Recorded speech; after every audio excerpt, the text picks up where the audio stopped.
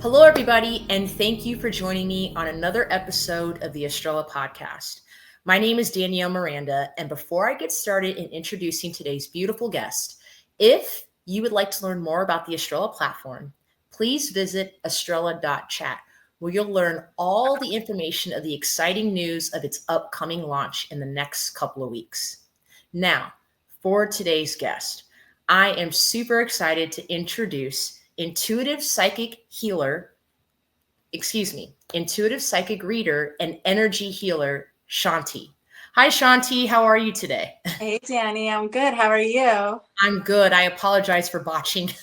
No, that's fine. I think it's in Yes. light of what we were discussing earlier. It's cool. When you know, my guides were giving us titles because for the work. Because sometimes I, I don't know what the label is exactly.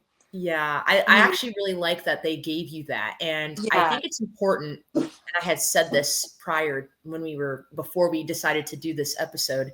I think it's important for listeners and viewers to see the authenticity of this. And if that means that I botch something, then so be it. I'd rather be authentic than not be true to myself. So I guess it shows that I'm human too, and I make mistakes, but I'm super excited to be interviewing you today.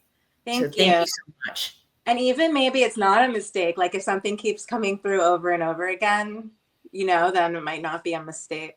That's a whole Yeah, other that's a conversation. that But is a great yeah. way to look at it. That's a Mhm. really great way to look at it. I have to tell, because obviously there's going to be listeners listening to this episode that can't see you. I have to say that you have the most incredible energy. It is so just genuine and beautiful and pure, and you are the definition of divine feminine, and I just think it's lovely, and I just needed to let you know that. Thank you, beauty. That means so much to me because that's special to my heart because that's something I've been cultivating because I used to feel quite masculine in many ways. Mhm. And so it's been a journey cultivating that feminine goddess vibe. So that means so much to me that you see that. Thank you. Of course, of course. Now I'm very interested. I love your name.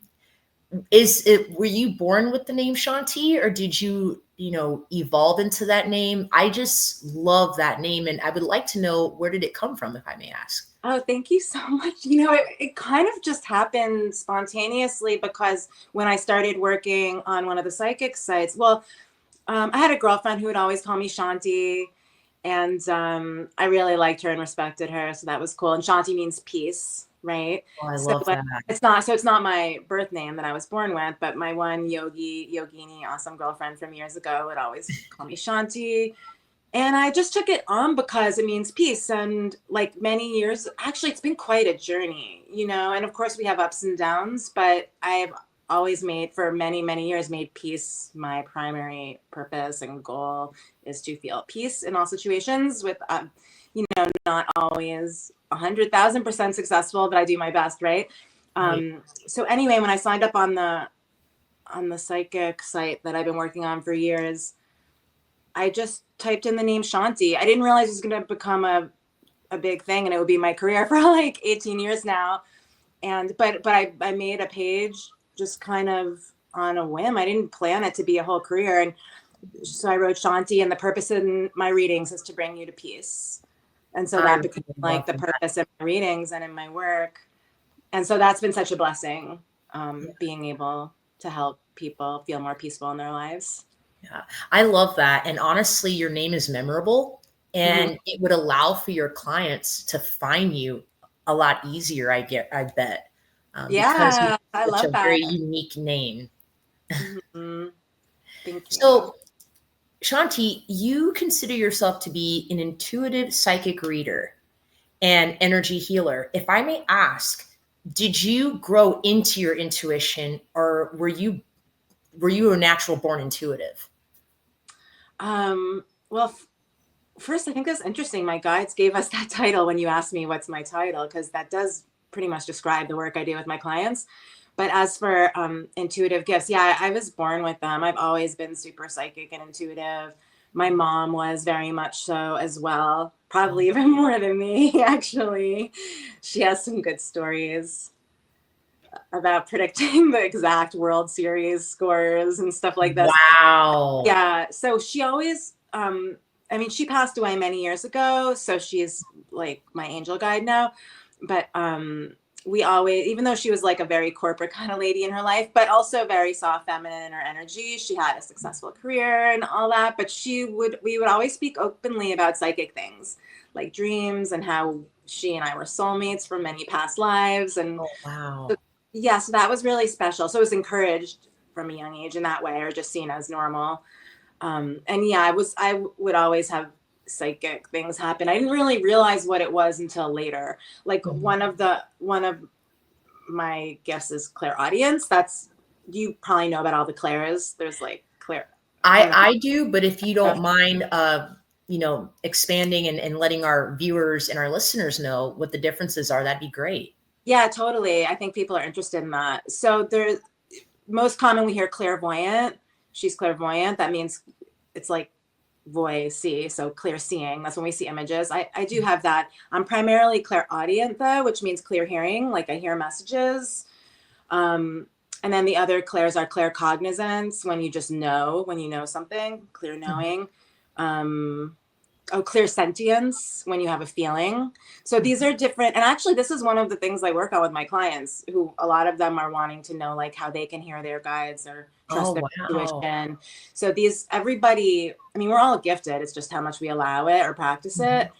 Um, and so with the clairs, individuals might have one stronger than the other. So I hear messages. I used to hear very strong messages about events that would then later happen. And I didn't really know what it was. I just thought it was like a random voice in my head, Mhm. but then it would happen. And Right. so then just, I'm like, oh, okay, this must be my spirit guides or some kind of angel or something, right? Because they Right. kept telling me things that were then happening. And so now when I give a reading, that's one of the primary ways I receive messages from my clients, is through Okay. clear hearing, clear audience. And then I just learned over the years to trust it. Like at Mhm. first I was like, what is this? I might just, you know, because we have random thoughts throughout the day. So I thought it was, Right. but then over time giving readings for many years now, I just trust whatever's coming through. Yes.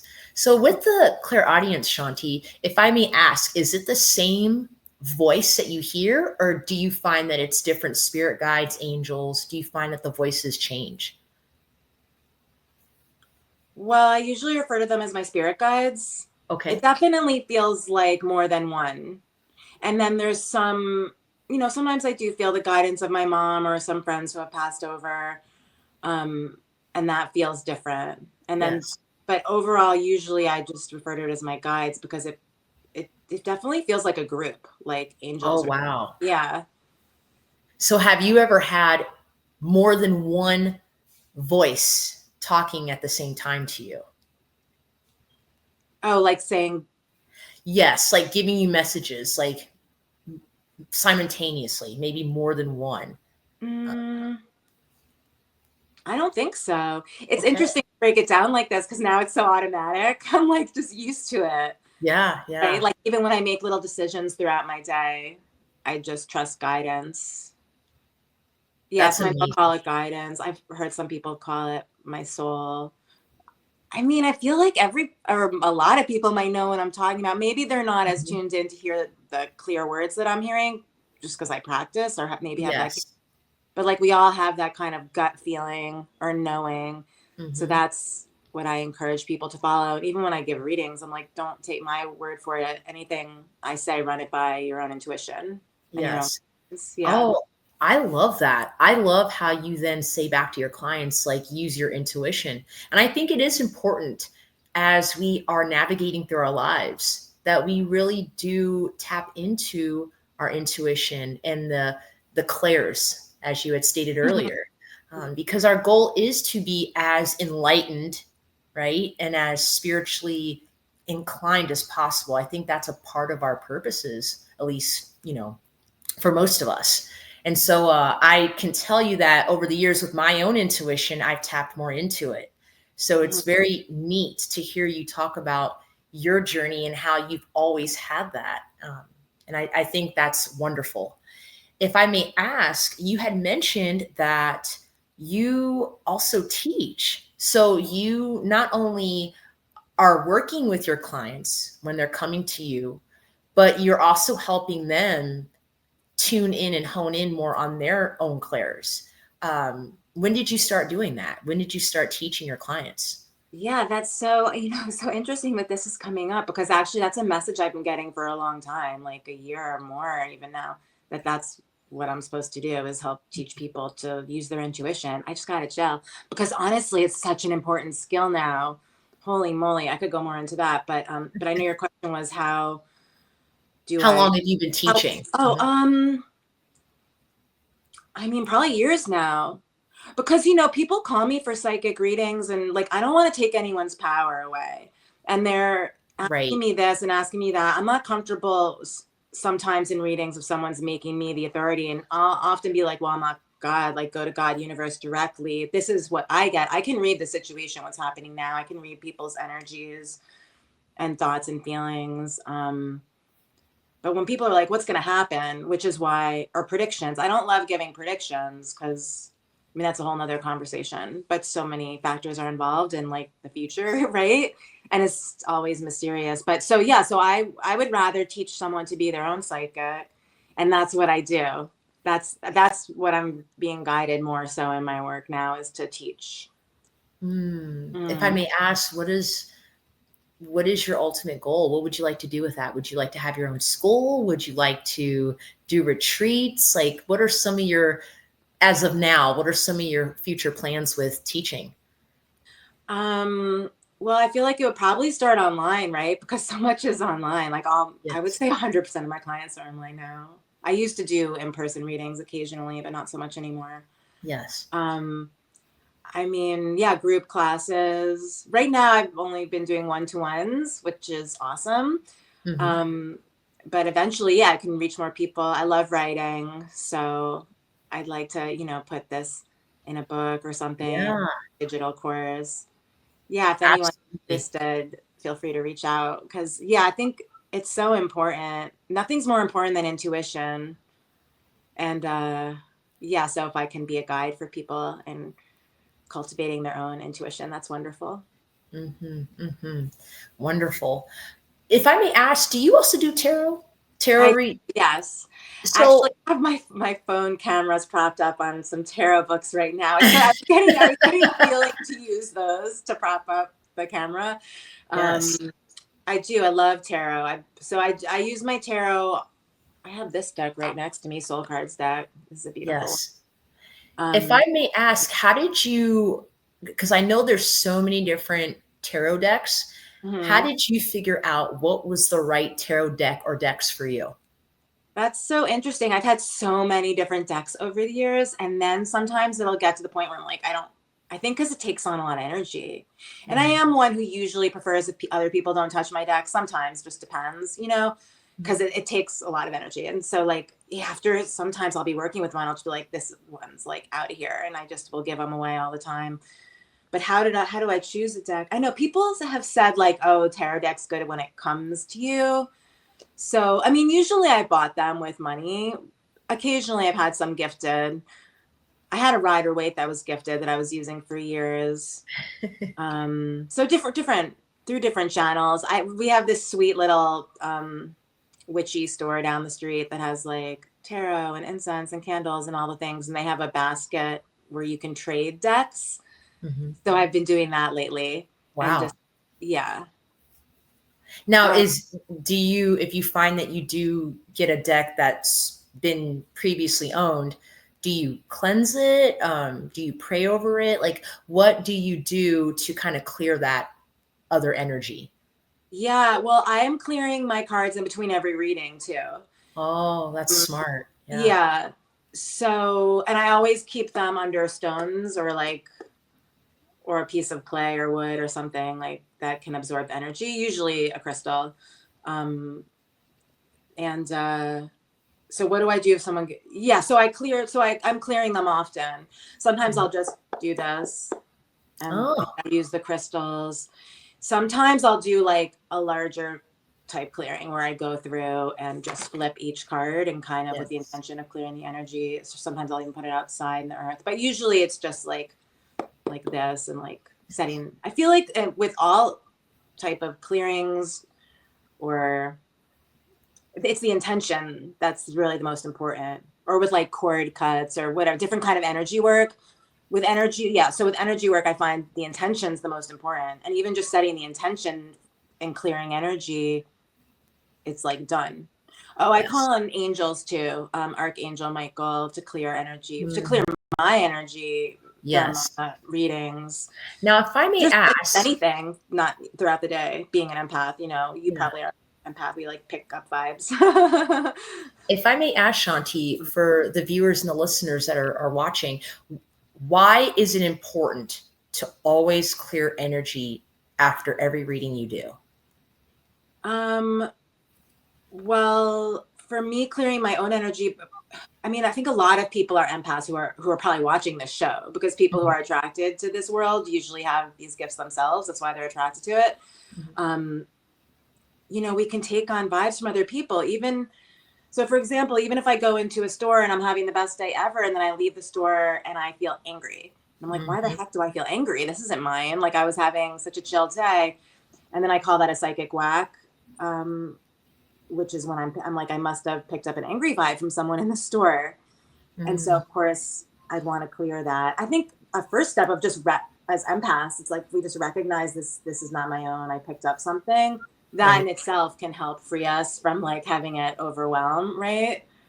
And so I want my energy to be clear for me, for my own life. That was a big challenge for a long time. Now it's gotten a lot better, but also if I'm doing back to back readings, like I want to be clear for the next person, the next client. Yes. Hmm. Yes. I love that. And I think that allows for um, more clarity and deeper understanding, not only for you, but for your client as well. So I think that's wonderful that you take that time to do that. I don't know that all psychic healers do that, but I do think it is important that you should clear the energy in between your readings and sessions. Totally. And actually, that's another thing I work on with my clients. I mean, I get a lot of people who are wanting to learn how to do this for themselves.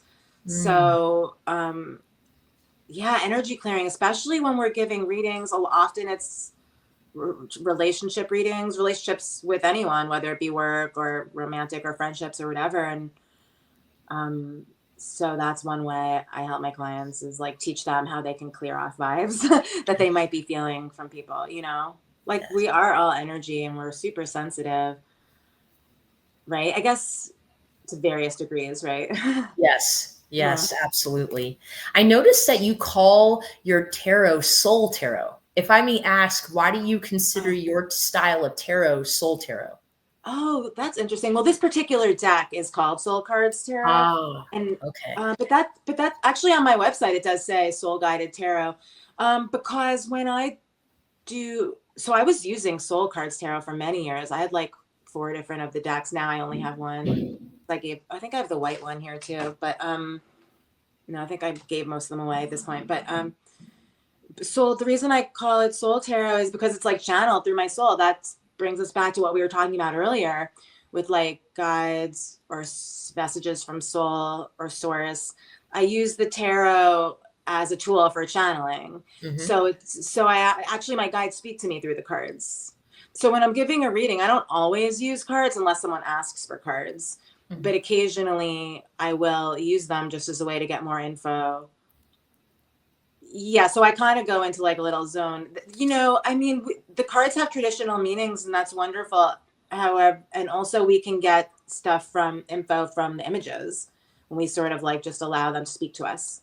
Yes. Actually, that Yes. shifted everything for me as a reader. Anyone who is into reading tarot, when you kind of let go and put away the book and don't try and memorize what they mean, that's when you can actually give readings and channel. I mean, it's like, does that make sense? I mean, it might Yes, be it that way does. with other things too, when we put away our guidebook and just allow it to come through. I love that. Very Mhm. well said.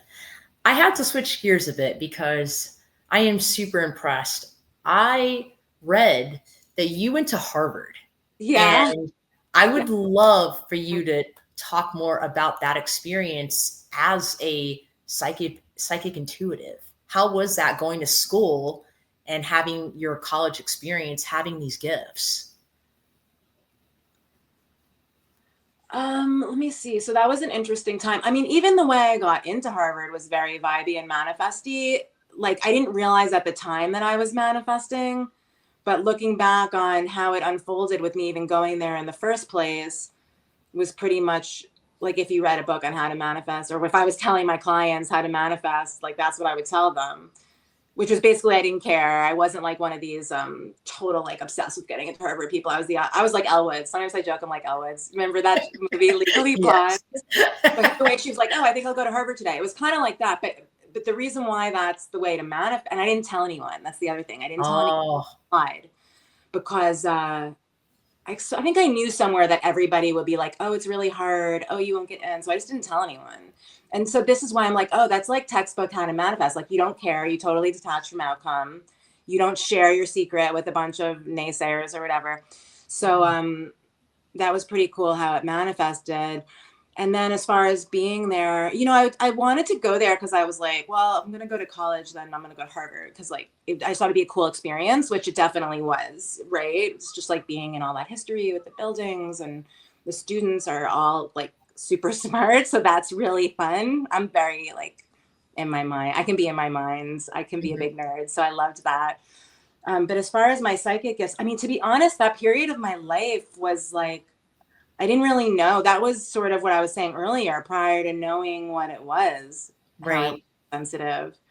And so that chapter, I mean, it had a lot of fun, good times and interesting to learn at Harvard, but like I was kind of depressed back then, to be honest. I think Mm. it might have been because I was so sensitive and Yeah. didn't really understand what was happening. Yeah. Um, yeah.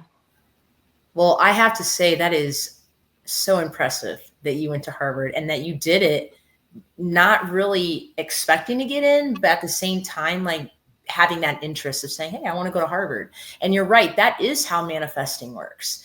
It's thinking about it, imagining it happening and letting it go and going about your life, because ultimately if it happens, it happens. And so I'm learning to adapt that mentality more and not be so how do I say it? Not be so wound up about I have to do this or I have to get into this or I have to accomplish this, but to just take it one step at a time, manifest it, and just have a free flowing mind state. I think that's really important, is that you have a free flowing mind state with manifesting.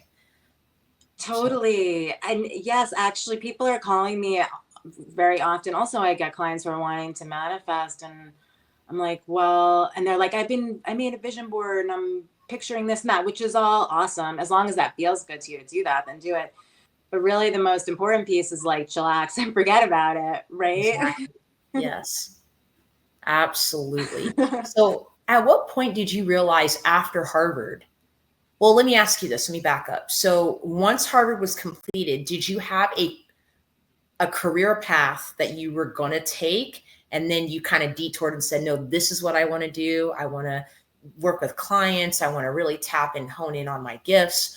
Or did you come out of Harvard knowing this is what I'm going to do? I'm going to be a psychic intuitive. I never planned to be a psychic. This just fell into my lap through the universe. I mean, I can share a bit about how it went down without going into my whole life history, but like I actually, well, I was a bit of a hippie. I guess I still am. So I like worked for an environmental group and things like that. But actually, I'm also an actress, and so I ended up doing an MFA in method acting. And What? I still work as an actress, but I bring that up even because I tell people all the time that acting and psychic work is the same, because, and especially I had a 3-year method acting training program, which was very intense. And sometimes I joke it made me like totally unable to function in life, because you're like, it's like your emotions. Like there's a saying, actors are athletes of the heart. And Mm, so that's like 3 years, like being in your emotion and your feelings and breaking down all the barriers. But this is also psychic work. The Yes. yeah, the other thing that's interesting about that I could mention if you want is like, well, I studied Meisner acting technique for a while too. Are you familiar with that? I am not. What is that? I don't know if you want to go on this tangent, but it's just a different. He's Stanford Meisner was one of the great acting teachers.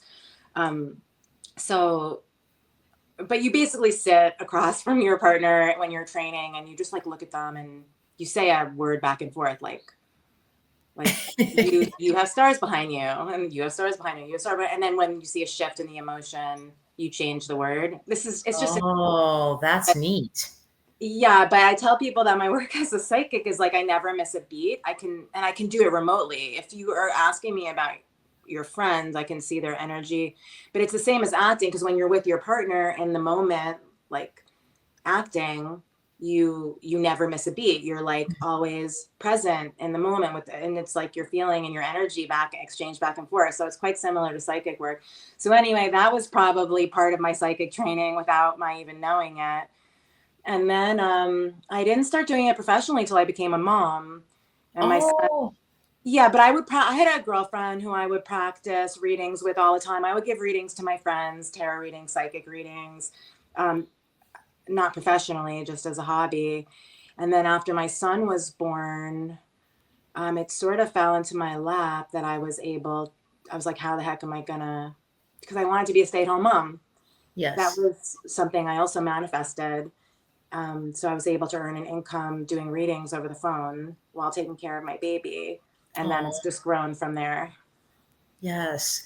Mhm.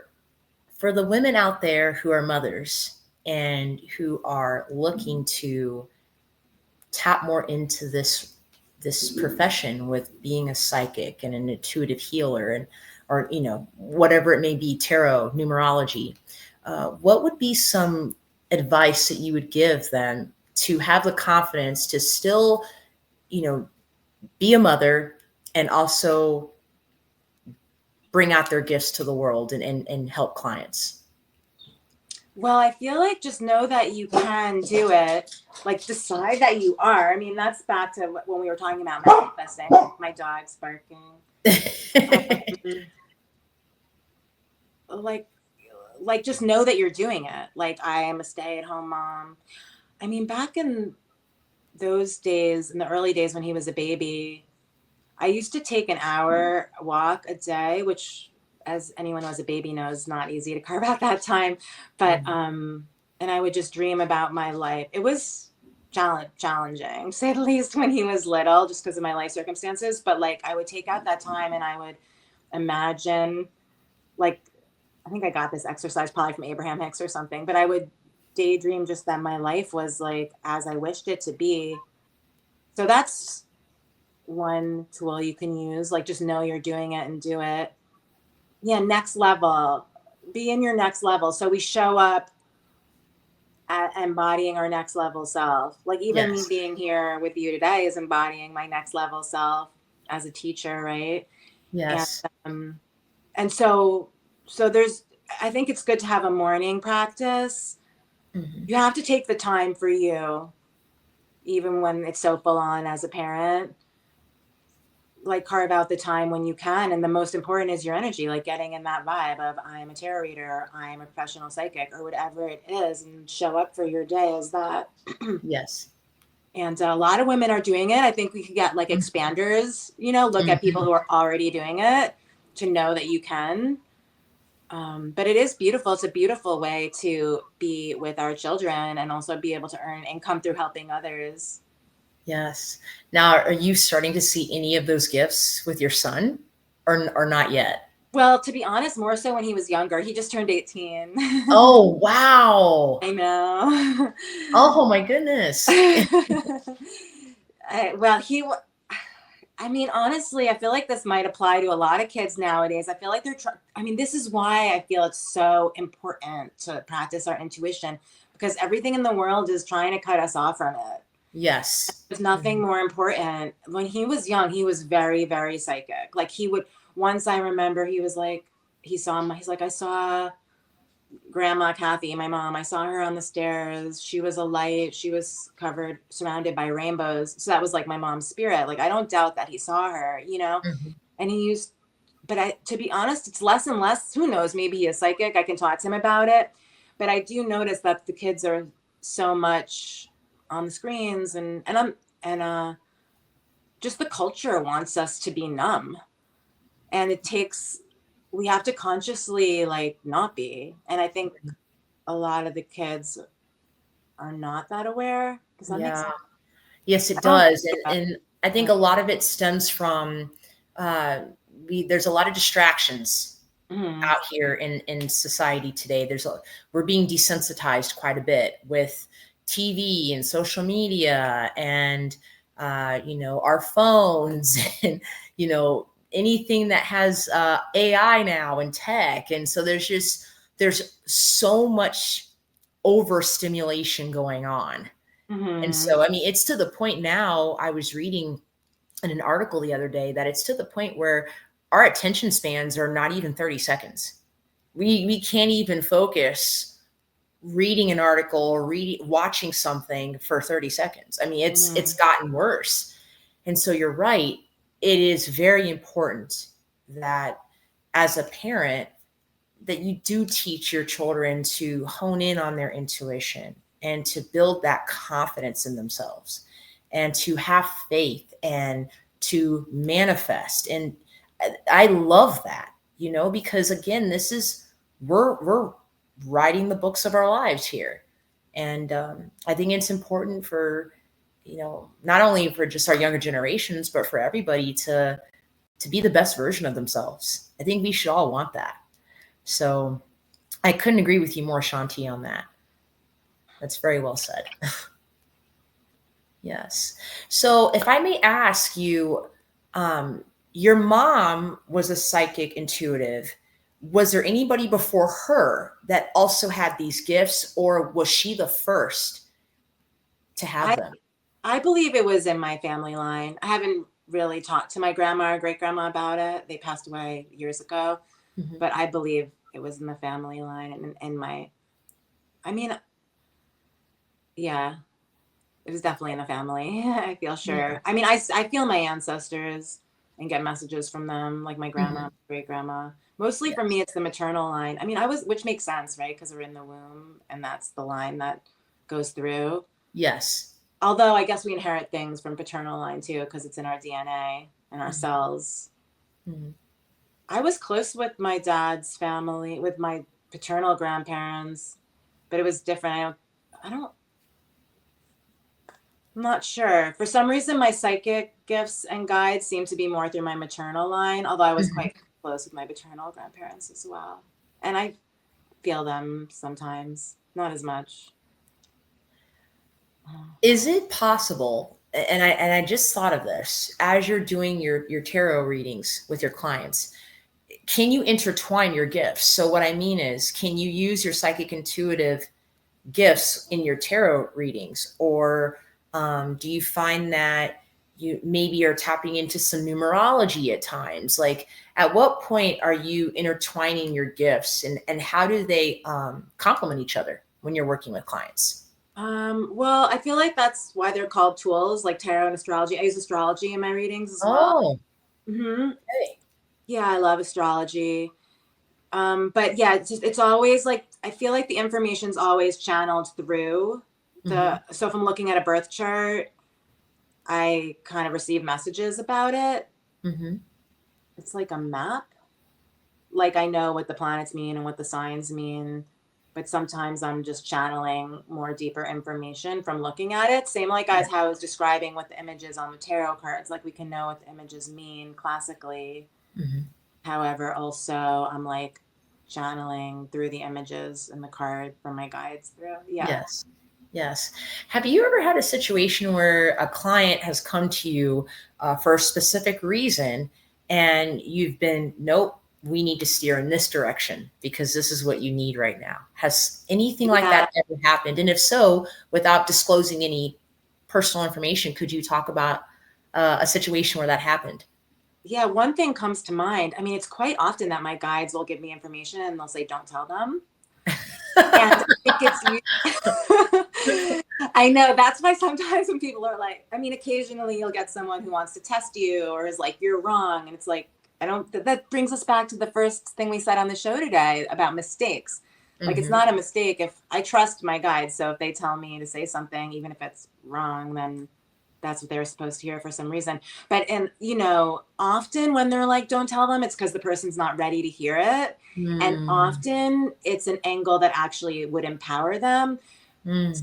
Sometimes people are in victim mode and want to blame others for everything. And I'm getting a message about what's happening. Mm. But, if I told this person, they would just get pissed at me and not take it in and not hear it because they're not ready to take radical responsibility for everything in their life. So it's often a scenario like that where my guides are like, don't tell them because it's just going to piss them off. It's not going to land. So when that is the case, do your guides give you an alternate way to tell your clients what they may want to know instead of you just responding and saying, I can't tell you that? Well, I don't say I can't tell you that. Okay. Okay. Yeah, I just would leave it out and just go into other parts of the reading. But Okay. often it's like baby steps. So it's like I'm nudging them because I think that's why I put energy healer when you ask me what do I do, because it's like I can see people's energies and I can see I know what their wish is, and I can see like why they're not vibing with their wish. So it's like gentle, it's like baby steps. They might not be ready to take the full leap, but I can Yes. like guide them in that direction. That's Yes. what they meant initially when I was telling you I was an energy healer. Mm. That's how I'm healing their energy. Have you ever had a client, um, has a client ever come to you wanting an astrology reading, a tarot reading, and maybe midway through the session, they had an awakening?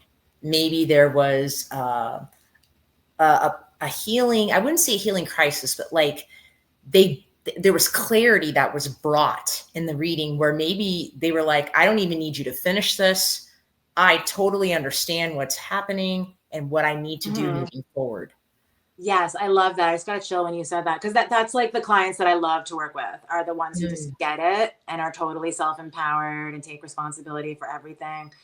Um, I mean, in that case, I feel like I still can offer them a service, like it helps to have some, like even just our conversation now, we're both on the same wavelength. So it's like nice to share and we can uplift each other. So I feel like that's my favorite kind of client though. And Mm. they're usually further along on their path of where they're going in life or what they're manifesting or creating. Not always. And also different parts of life can be in flux. Like we might Right. be totally on it with our work goals and maybe our relationship stuff is more challenging. I mean, that's just life, right? Um, Yes. but yeah, so certainly I love working with clients who just get it already. It's my favorite. And also it's just so wonderful when I see that they do get it. Cause I mentioned earlier how it's like baby steps. And then when they finally get it, I'm like, yay. Yeah. And that's like giving them back their power. Like I was talking about initially, Mhm. like I don't, like you are the oracle, right? I'm not, Yes. you are your own oracle. Yes. That's the best, Absolutely. guiding someone to that knowing, right? Hmm. What have you found as a psychic, intuitive, tarot reader, and astrologer now? What have you found is the top three most common topics or areas of concern that your clients want you to help them with? Um, well, I feel like that's shifting for me now because I used to do a lot of relationship readings and love Mhm. readings, and I'm shifting away from that because I don't know. I just let me see. So that was for a long time the number one. It still is. I still get a lot of relationship. I mean, now my number one is what I've been talking about the whole time we've been talking. I always bring it back to that, like how they can create what they wish and Mm. get in the vibe of what they wish. But yeah, so mostly people are wanting to know about love and relationships. I love working with people on business goals. That's my fave clients. Oh, Corporate yeah. world. My work might move more in that direction because I have worked in corporate many years in my past. When I was an actress, I was a paralegal as my day job and in like all the super uber corporate Manhattan offices and stuff. So I know that world. But like it's interesting how many of those people actually use psychics, you Right. know? Are you talking about in the acting world? No, in the corporate America. Oh, I really? get actors too. I mean, everybody does. I think it's become, I mean, not everybody, obviously, but I think it's much more like Prevalent. normal than like people would imagine. I think it's becoming more and more accepted. We talked about that the other day, right?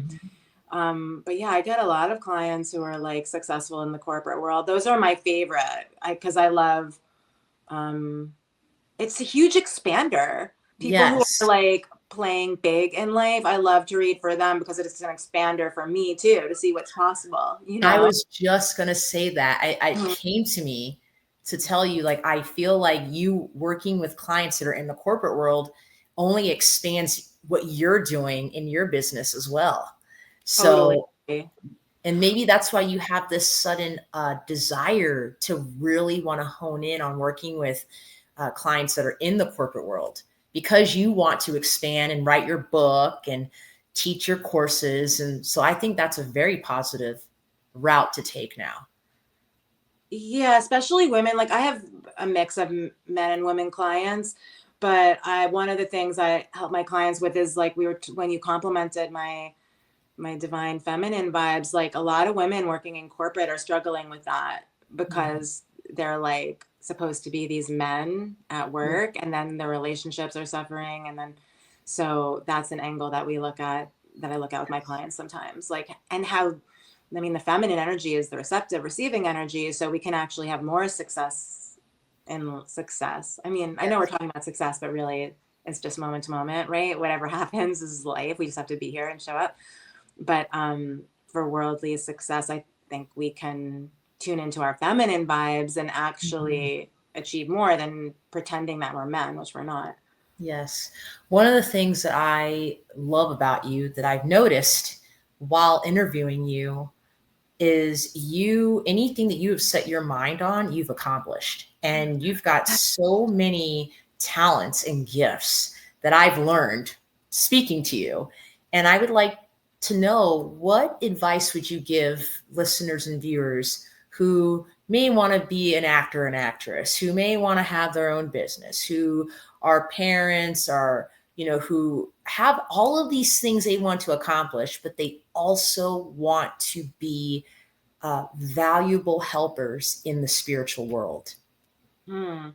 A few different things came to me from your question. Well, first, I pray almost every morning. How can I be of service today? I Mm, love that. It's one of my favorite that's prayers. beautiful. Hmm. And then it's just like showing up day by day, moment to moment, like showing up on this podcast with you. Like I was feeling a bit moody this morning and you were like, you're all dressed up. I'm like, cause I was like, I'm doing the podcast, you know? So we just keep showing up, right? Just keep moving the needle forward step by step.